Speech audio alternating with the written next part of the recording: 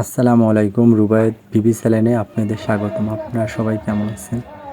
আজকে আমরা আসছি নৌকা বাইচ দেখতে।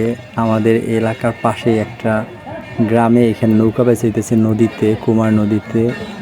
মাশাআল্লাহ, অনেক দিন পর একটা নৌকা বাইচ, মানে খুব এক্সাইটেড নৌকা বাইচ দেখার জন্য চলে আসলাম। অলরেডি নৌকা বাইচ দেওয়ার জন্য নৌকা প্রস্তুত করতেছে, সবাই বৈঠা নিয়ে প্রস্তুত হইতেছে। কার আগে কে যাইবে, কে ফার্স্ট হইবে, এইটা খুব একটা এক্সাইটেড যেন কে কার আগে ফার্স্ট হইবে। আর দেখতেও এত ভালো লাগছে, আমার খুবই আনন্দ ফিল করতেছিলাম যেন এতদিন পর একটা নৌকা বাইচ।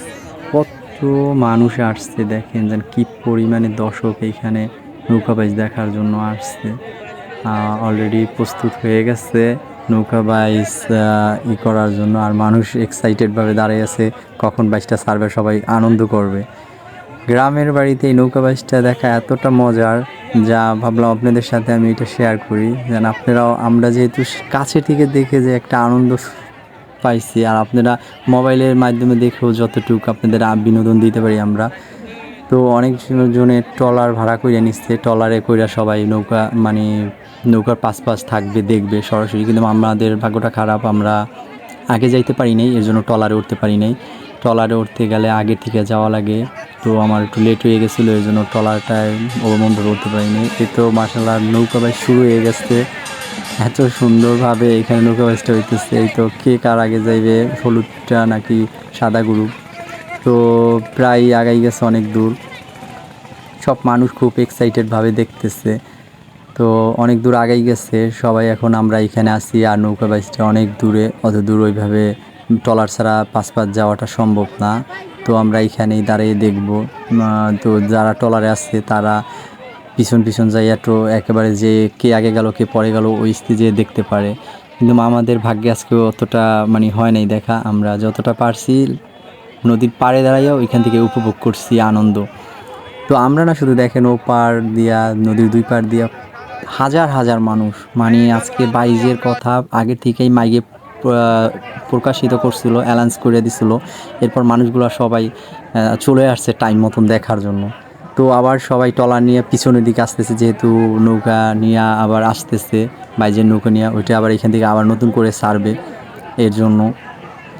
তো নৌকা বাইচটা খুবই আমাদের গ্রামের একটা ঐতিহ্যবাহী নৌকা বাইচ, এইটা নিয়ে সবাই এক্সাইটেড। এই ছোটো নৌকাটা আবার বাইচ দিয়ে আরেকটার সাথে আসতেছে, কে কার আগে যেতে পারে।